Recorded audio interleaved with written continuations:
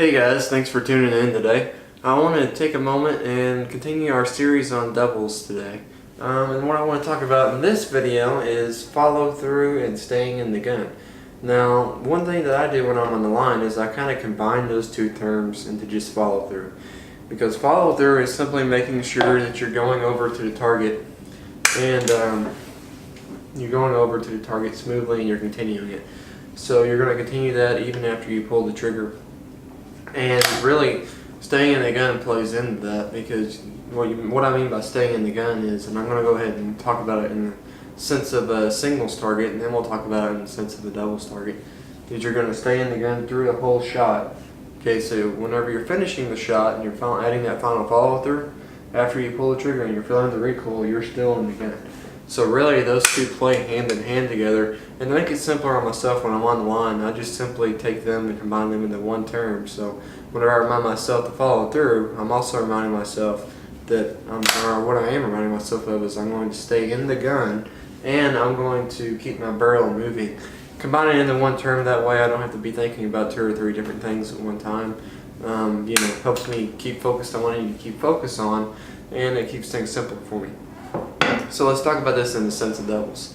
This is one of the most, if not the most, actually probably the second most important thing you can do. Some would probably argue it is the most important thing though. So what you do is, to help yourself with this, is it's all about the second target and the follow through. And it's all about the pre-shot. So what I mean by that is, let's go ahead and talk about the pre-shot first, what you can do. And what I mean by pre-shot is whenever, in this sense anyway, is whenever you have your gun up here on your shoulder and you put it on your shoulder, you're putting the head on the gun. A lot of times that's going to determine how well you stay in the gun. Now this is going to vary a little bit depending on the person, but a big part of this is how well your gun is fit to you. For me, I have a little bit of a unique way that I lay my head on the gun. What I do is I kind of put my stock on my shoulder and then I push my head forward. Now a lot of people, what they do is they just bring it straight down. Either way works, just depending on you. For me, I've always found that I'm more comfortable if I hold my gun up here and then I bring my head forward. I actually recently tried to do it the other way, and let's just say it didn't work out very well. So either way, you have to put a lot of pressure whenever you're up here. So you have to make sure that you're firmly in the gun. Don't just barely touch it. Make sure you're firmly in the gun. That's going to partly determine your success whenever you're shooting a target. Because if you put yourself in a position to stay in the gun, you're going to be a lot more successful and consistent in doing that than if you just try, if you just don't do that and you're just kind of trying during the shot. You really kind of forgot the first step. So make sure you're firmly in the gun, call for the target, go to the first target. And one thing here, this is important. Whenever you're shooting the first target, if you're shooting a shell that has got too much recoil, you'll know real quickly right here, because you'll simply have a hard time staying in the gun. Now that may not be you, that may be your shell. I would say there's probably a 90% chance that is your shell. So take that down a little bit, or try a different brand of shells in your gun and see if you can get a little bit less recoil. See if that helps you out. So at this point, you're going to make sure you're in the gun here, then you're going to come over to the second target.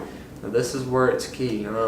Having the ability to break the target in the wind. I think that a lot of times newer shooters wonder, how did that guy break that great score in doubles in that kind of wind? This is how. They have the ability to follow through and to see the target. And you need to check out my first video if you want to know more about seeing a target. I talk about that in detail, so be sure to check that out, the first video in the double series. So whenever you go to the second target, you have to stay in the gun. This is very important. Stay in the gun and follow through. Follow through means that once you pull the trigger, so let's say I'm shooting and the target's right here, I go bang, I'm going to keep my gun moving for a little bit. The easiest way to teach yourself how to do this is whenever you shoot that second target, pick out the biggest chip there and just follow it for about a second.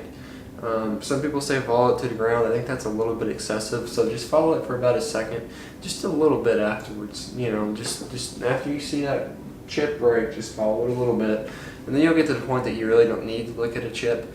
It just becomes more of an instinct. So if you're going over there and you're in a north wind, so the wind is coming right in your face, you go up a little bit, right? You go up and you just keep almost like you're pretending like the target is staying in the same direction, even though hopefully it's not and you've already broke it.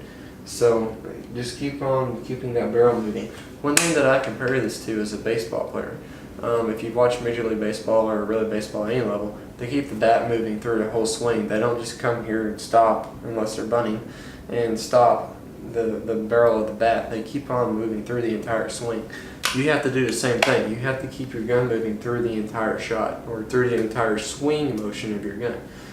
It will determine your success, and especially in the wind, this is a huge component of trap shooting. And one thing that I have learned over the years is if I'm shooting in a very heavy wind, I have to keep my follow through a little bit longer and just make sure that I'm really focused on that, because that will break you more targets. And the other component of follow through in that second target is, of course, maintaining that constant cheek pressure on the gun. So you can't have the pressure here whenever you finish the first target and then back off. You have to keep the pressure the same through the entire shot. You can't have any let up. That's something that takes some time and some practice to do, but whenever you master it, you'll also find that you're becoming a master of doubles and that your scores are breaking much more consistently. And not only in doubles, but in singles and handicaps as well. So I hope this helps you guys, and thank you guys for watching and checking the video out today. Please subscribe and like the video, guys, and have a great day. Thanks.